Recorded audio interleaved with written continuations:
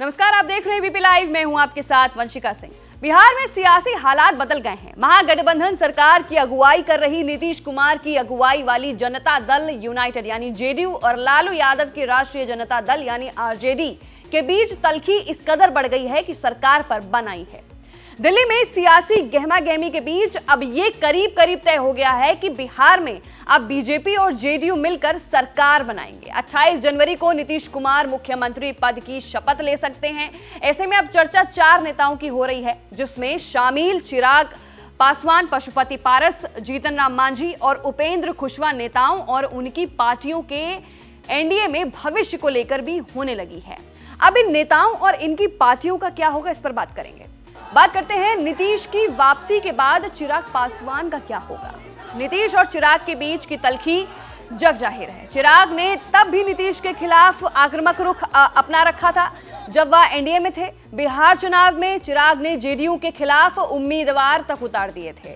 चिराग की पार्टी एक भी सीट नहीं जीत सकी, लेकिन करीब 2 दर्जन सीटों पर नीतीश कुमार की पार्टी के हार की वजह जरूर बन गई। बिहार चुनाव के बाद नीतीश कुमार और उनकी पार्टी के तीखे तेवरों को देख बीजेपी ने चिराग को एक तरफ से उनके हाल पर छोड़ दिया था। एलजेपी टूट गई और पशुपति पारस को एलजेपी कोटे से केंद्र सरकार में मंत्री बना दिया गया।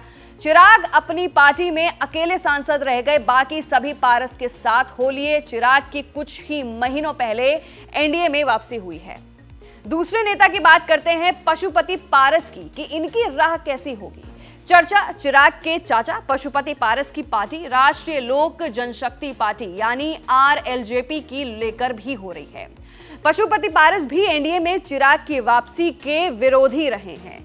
हाजीपुर सीट को लेकर भी चाचा भतीजे की रार जग जाहिर है। पशुपति अपनी सिटिंग सीट छोड़ने को तैयार नहीं है। वहीं चिराग ने हाजीपुर में अपनी मां रीना पासवान को मंच पर लाकर इमोशनल कार्ड खेल पशुपति पारस और बीजेपी को मुश्किल में डाल रखा है। ऐसे में नीतीश के एनडीए में वापसी के बाद हो सकता है कि चिराग गठबंधन में हाशिए पर चले जाएं और पशुपति पारस की बार्गेन पावर अधिक हो जाए।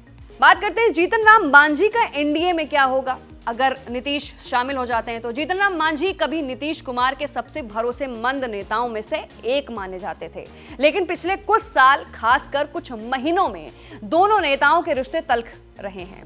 नीतीश कुमार ने विधानसभा में जिस तरह से मांझी पर हमला बोला था, उसे लेकर भी दोनों नेताओं के रिश्ते कैसे रहते हैं, इस पर भी नजर होगी। मांझी ने पिछले कुछ दिनों में नीतीश को लेकर नरम रुख दिखाया है। मांझी ने यह भी कहा कि नीतीश अगर एनडीए में वापस आते हैं तो उनका स्वागत करेंगे। चौथे नेता उपेंद्र कुशवाहा पर भी होगी नजर। उपेंद्र कुशवाहा की पार्टी राष्ट्रीय लोक समता पार्टी 2014 के लोकसभा चुनाव में एनडीए का हिस्सा थी। तब जेडीयू अकेले ही चुनाव में मैदान में उतरी थी। उपेंद्र कुशवाहा ने अपनी पार्टी के बाद में जेडीयू में विलय कर दिया था, लेकिन कुछ महीने पहले ही उपेंद्र कुशवाहा ने जेडीयू छोड़ अपनी अलग पार्टी बना ली। उपेंद्र कुशवाहा जेडीयू छोड़ने के बाद भी नीतीश पर कम, आरजेडी और लालू यादव पर अधिक हमलावर रहे हैं। लेकिन आप ये सोच रहे होंगे कि नीतीश के लौटने पर इन 4 नेताओं के भविष्य की चर्चा क्यों हो रही है। सवाल ये भी उठता है कि नीतीश कुमार एनडीए में लौटते हैं तो उसका इन नेताओं से क्या कनेक्शन है। सवाल ये भी है कि इनके भविष्य को लेकर इतनी चर्चा क्यों हो रही है, बताते हैं। दरअसल नीतीश कुमार की इमेज ऐसे नेता की है जो चीजों को अपने हिसाब से हैंडल करता है।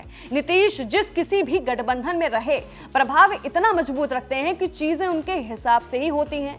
ऐसे में अगर नीतीश एनडीए में वापस लौटते हैं तो घटक दलों के नेताओं के साथ उनकी ट्यूनिंग काफी हद तक गठबंधन की तस्वीर प्रभावित कर सकती है। अब देखना होगा कि नीतीश कुमार एनडीए में शामिल होते हैं या नहीं। इसके हर एक अपडेट से जुड़े रहने के लिए देखते रहिए हमारे साथ एबीपी लाइव।